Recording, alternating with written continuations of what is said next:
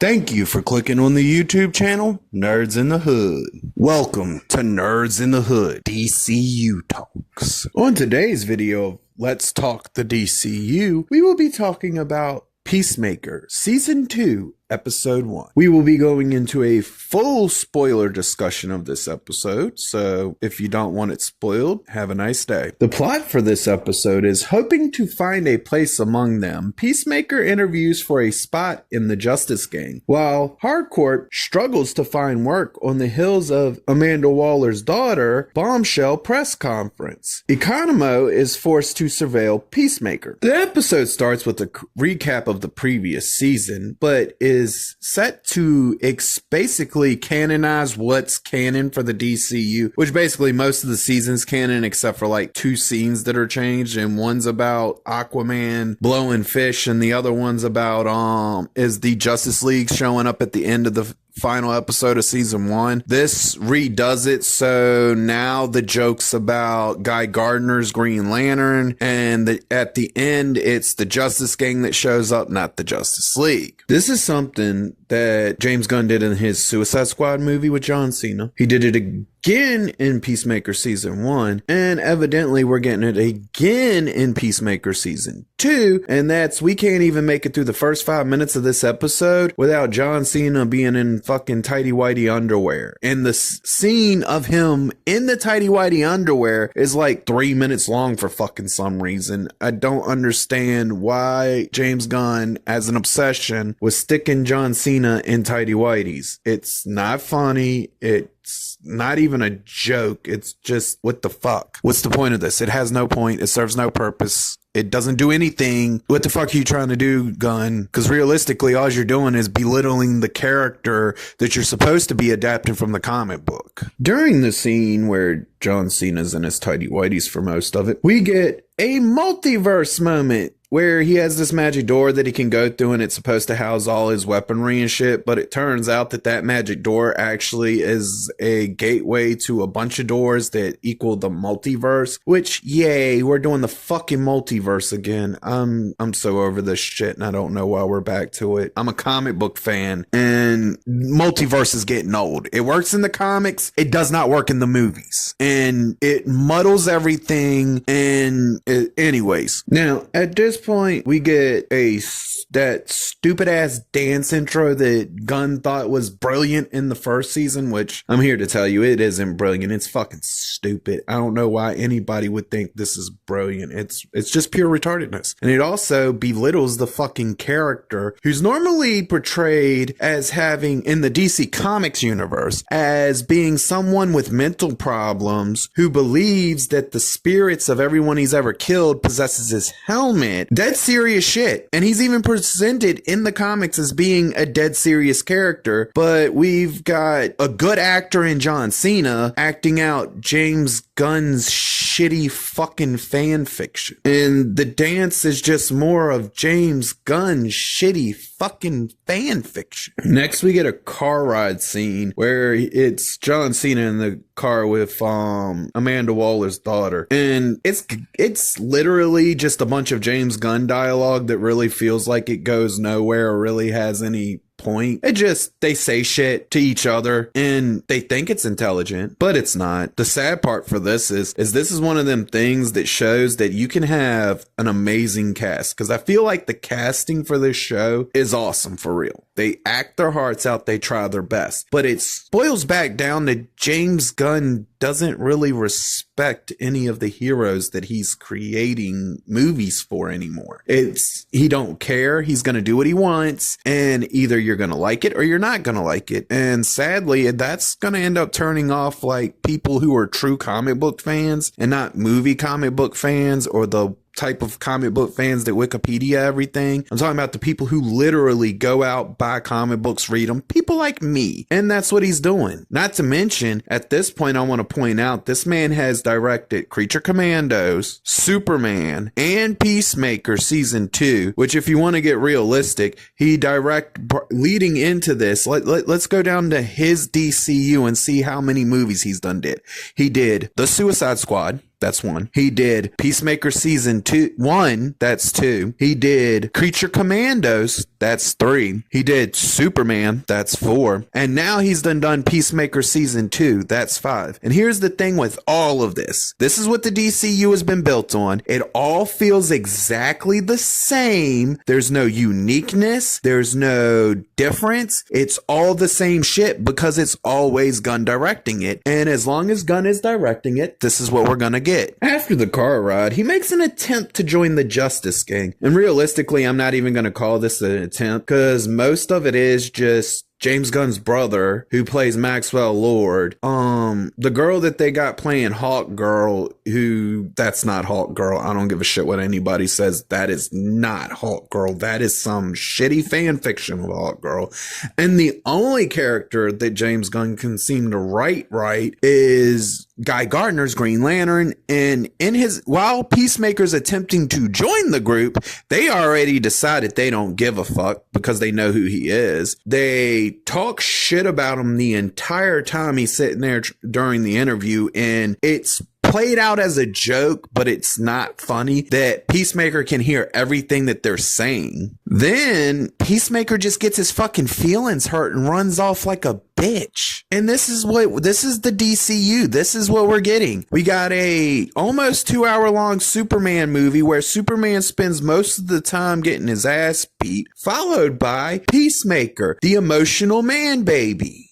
Now, after showing Peacemaker be a man baby, we jump to Harcourt, who's pretty much told that she has toxic masculinity, which, that's fucking stupid joke. I don't know why anybody lets this man write any fucking thing anymore. He writes these god-awful fucking jokes like this, and it goes no fucking where, because all it does... Alright, so he tells her she's got toxic masculinity. She argues she's a female. Then she's escorted out of the building, in which case, once she gets in her car, she spends the next 2 seconds of the scene repeatedly punching her dashboard, not because she has toxic masculinity, because her fucking dumbass has anger problems. And see, they're trying to fucking make jokes out of this, and it's not a joke. It's a fucking stupid thing to do. It's a bad character trait. And realistically, the only reason this character seems to fucking exist is so James Gunn could put his wife in the fucking show. Next, we get Peacemaker meeting up with Harcourt in her apartment, and the scene really goes nowhere. It tries to have this heart-to-heart emotional moment, but the whole problem with that is James Gunn can't write a fucking heart-to-heart moment to save his soul. I don't know how he managed to pull off some of the luck that he did with the original Guardians of the Galaxy, but everything else shows that this man should not be writing fucking movies at all. He sucks at it. So James Gunn said the official start of the DCU was Superman, a PG-13 movie. He then follows up that PG-13 movie with Peacemaker doing hardcore drugs that transitions into a full-blown pornographic orgy. Almost triple fucking X orgy. On screen, no fucking joke. And like I said, this is coming directly after a family-friendly movie. And we're being told that this is the most important thing to watch because it's going to explain what's going on in the DCU somehow. And people actually believe James Gunn doesn't fucking lie, by the way. But if that's the case, I'm going to tell you something right now. James Gunn's a fucking lying out of his asshole, and he don't know shit about the characters he's fucking adapting. So while this full-blown fucking orgy's going on, we cut away to Vigilante calling Economos, and this scene goes no fucking where. And realistically, all it does is show how fucking retarded the character of Vigilante is in this show. Whereas in the fucking comic books, he's a badass assassin. James Gunn's then turned him into a fucking artistic stupid fucker. And this isn't even fucking funny, and he's trying to use it as a joke, and it's not a joke. It's not fucking funny. It's not even close to the fucking character. Yet again, we get another character completely altered from his original version to become James Gunn's fucking fan fiction version. And people think the DCU is in good hands with this motherfucker. And while they're having this stupid fucking conversation, once they hang up with each other, Economos gets a call from Rick Flag Sr. And in this scene, we get a Gotham and Brell Reeves name drop because this is how we build universes here. Fucking retarded shit. The only bit of useful dialogue actually happens between Rick Flag Sr. and Economos, and that's about the fact that Economos is supposed to be spying on Peacemaker to make sure he's not doing anything he ain't supposed to do. But then it turns out that Peacemaker has this multiversal door. He opens it up. Everybody gets alerted. And this man goes through the door. He finds another universe. And he decides that he's going to explore this other universe. Because this is the universe where his brother is still alive. And his dad isn't a dick. And he's a hero. Yay! What the fuck? Now, while Peacemaker's in the alternate universe, we get a Bloodhaven name drop, which yet again, wow, look, we're building lore by just dropping names. Yuck, yuck, yuck. Fucking bunch of idiots running DC these days. But we get that name drop, and it's like it's supposed to be relevant to fucking anything. But here's what I'm gonna tell you. If you've never read the fucking comic books, you ain't got a goddamn clue. If you've never watched anything Batman or seen either of the Suicide Squad movies, you ain't got a fucking clue. And realistically, Bloodhaven, I don't think Bloodhaven's been brought up. No, actually, yes, it was. It was brought up in the recent film, Matt Reeves' The Batman. But that's it. And it doesn't do anything. It doesn't build a world. It's just like, oh, look, we name drop something so you can think that it's a world. No, that's not how world building works. You're not doing good stories. You talked about, oh, we won't do anything without a completed script. Here's the sad fucking part. Half the shit Marvel does with incompleted scripts turns out better than everything we've got out of fucking Gun so far. While Peacemaker is running around in this other universe, he runs into his brother and starts talking to him. And the interaction between him and his brother makes Peacemaker come off as kind of an easily offended douchebag. And this is going to kind of be the theme of the show. Let's just belittle the main fucking character to no end and try to pretend like that's character development. Like we're actually getting character development. He can't get any lower, but we're gonna put him even lower. You think you can't see him go any lower, boys and girls? Guess what? He's gonna go lower. And I read comic books to be entertained. I watch comic book movies to see if they even fucking can adapt the comic book worth a damn, which so far, with the exception of one single superhero film in all of superhero films. Actually, it's not even a superhero film.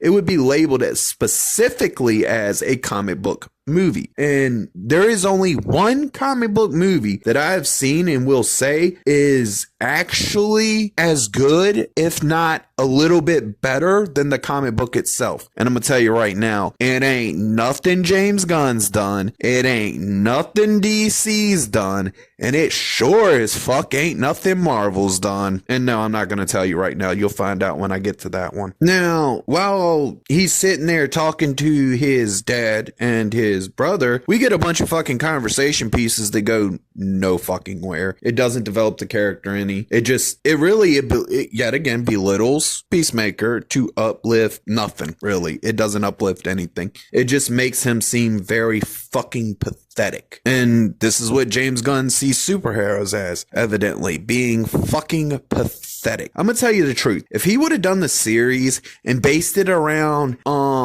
Peacemaker's mental problems and the fact that he believes that his helmet is haunted, like he is in the comic book, and actually did a whole series around that, it probably would have been 20 times more interesting than what's going on here. So while Peacemaker's off in his alternate multiverse area, we get a hard jump back to a biker bar where Harcourt decides that she's gonna pull up and be an insufferable bitch until she starts a fight against a bunch of men that are twice her size, only for her to get her fucking ass beat and thrown out of the fucking bar. Which this is the point where I will say that this is the one thing that was interesting in this episode. And it wasn't the fact that she went into the bar to be an insufferable bitch. It was the fight scene that pursued after. It was really well choreographed. And this was one of the things that I was like, so how the fuck do we get to this good scene when everything else has just been mid to boring? I don't fucking know. But it was well choreographed. She does get her fucking ass beat, which I find fucking hilarious and makes me wonder if there's some deep repressed issues between Gunn and his wife there. But yeah, that's basically what we get. She literally gets the shit stomped out of her. And that was the one thing in the whole fucking show, because nothing else in the show made me laugh. But I found that shit to be fucking hilarious. She thought she could walk up into a fucking biker bar and run her fucking mouth and that she'd be able to walk out of there. She was fucking retarded, and she got what she fucking deserved for that one. And there's no other way around that. So after Hardcore gets her ass beat by the bikers, we jump back to Peacemaker in the alternate universe, still talking with his dad and his brother. His dad goes to bed. He talks to his brother for a few more minutes, and they have what's supposed to be an emotional conversation, but thanks to James Gunn's shitty dialogue, it never reaches that. And it's really hard to tell, because I don't even think he wrote it to be emotional, because the emotional moment don't come until after the brother walks away, in which we get a 2-minute scene of Peacemaker just crying like a blubbering bitch, which that's what James Gunn thinks of these characters. He thinks they're fucking retarded, and that's how he's gonna treat these characters. And the fact that people are rooting for this, I don't even know what to fucking say to that, because this is the equivalence of fucking for virginity. Exactly. Now, after we get our 2-minute Peacemaker cries like a bitch scene, we then jump over to Amanda Waller's daughter talking to Economos about the multiversal door that Peacemaker has, because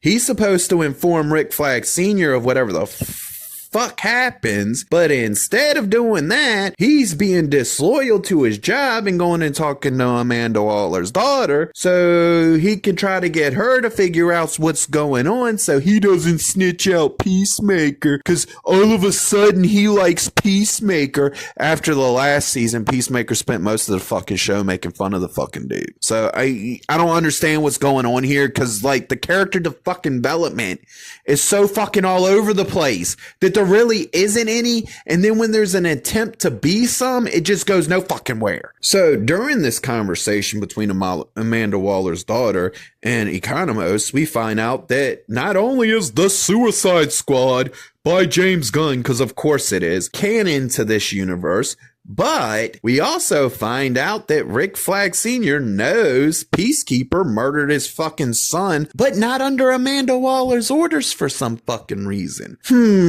Ain't that fucking convenient? But anyways, this scene, that's about all we get out of that scene. That's it. Nothing more, nothing less. That's the only, just a little bit of story development. The most fucking story development we've actually had this episode, if you want to be told the truth. Then we jump back to John Cena, who's currently checking out his multiverse counterpart's house. And that's all he's been doing for the last few fucking minutes. Like, he's just literally walking around and like, ooh, look at this thing. Ooh, look at that thing. Ooh, look at this thing. Fucking.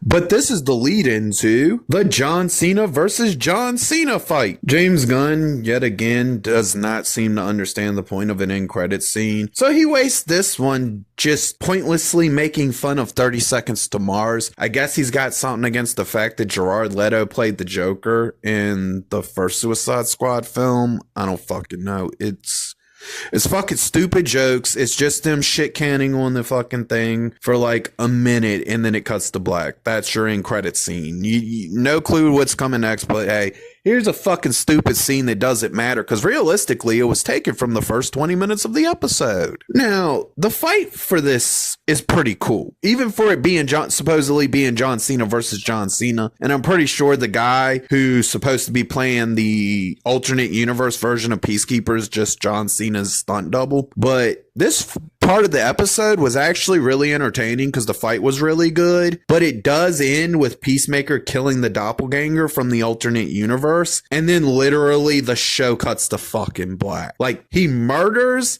his alternate universe self, and that's it. That's the end of the episode. Normally, you would want your show to start by grabbing people's attention, and then you would want it to hold their attention for the length of the show, and then you would want to end your show with a nice little cliffhanger so that people would be hooked into watching the next episode. This is a method that I've seen used in several forms of media in several ways. One of the most popular forms of media for doing this is soaps. And I'm gonna tell you right fucking now, it's sad that soap operas do this better than even James Gunn can do this, because Gunn doesn't have a fucking clue what he's doing. And it's obvious by what we're getting. He doesn't respect the characters that he's developing. He doesn't give a shit about comic book lore. That's obvious by the fucking shit he's creating. The fact that this man could not write a Superman story without Crypto, the super dog, which, by the way, Crypto's a golden retriever, not a fucking whatever he is in that fucking Superman movie. This is what we're gonna get with him. This is what we're gonna get with Gunn. Gunn tries to sell everything with an animal. And here's the problem with that. First of all, yes, Crypto is a comic book accurate animal. He normally is Superman's dog. James Gunn didn't give a fuck. He wanted it to be Supergirl's dog. He wanted Crypto to be an unruly little shit. And those are none of the qualities of Crypto in the comic. Next, he wants to make Supergirl a drunken sorority girl. That doesn't work. It's not Supergirl's characteristics. Peacemaker is a mentally ill assassin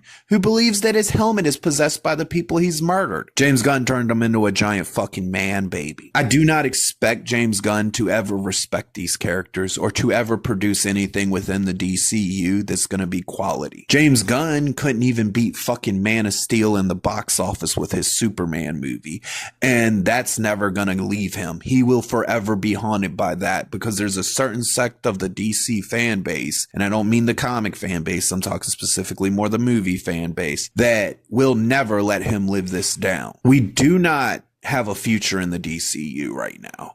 We don't have a fucking clue what's ever gonna be going down or happening. And the way Gunn likes to fast track shit is out of whack. There is no guidance. There is no way to determine what the hell's going on. There is no clue to what the big thing is going to be. There's nothing here. All it really is him coming up with stupid slop, slapping it together, and then writing himself a paycheck because he fucking got lucky and got to be the head of DC's movies, TVs, and video games division.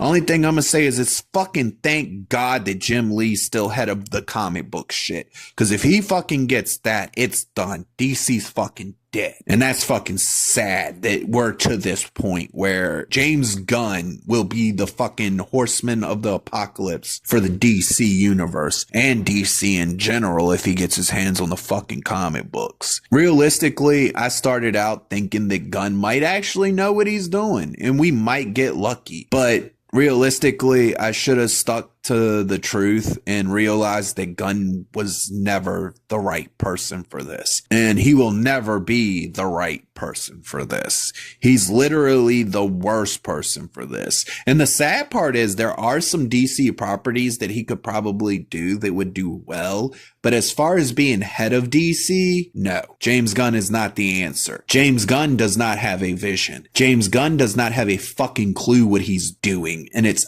obvious by how disjointed everything's been so far, and the fact that nothing makes fucking much of any sense. Everything has conflicting tones. The ratings do not give any sense of Marvel has run most of its lifespan on PG-13 ratings. We didn't get a hard R rating until more recent years. And they did that only after they had built a sound fan base for the MCU. James Gunn's trying to pull his slop and thinks he can be a Kevin Feige. Here's the truth. Him and Kevin Feige need to go. We need to shake things up. We need new ideas. We need new creatives. And until we get it, I'm sad to say that I do not expect anything to get any better. And I do not expect this show show to even get any better. But we'll see, because I'll be here next week when the new episode comes out. I'll be watching it and I'll be talking about it.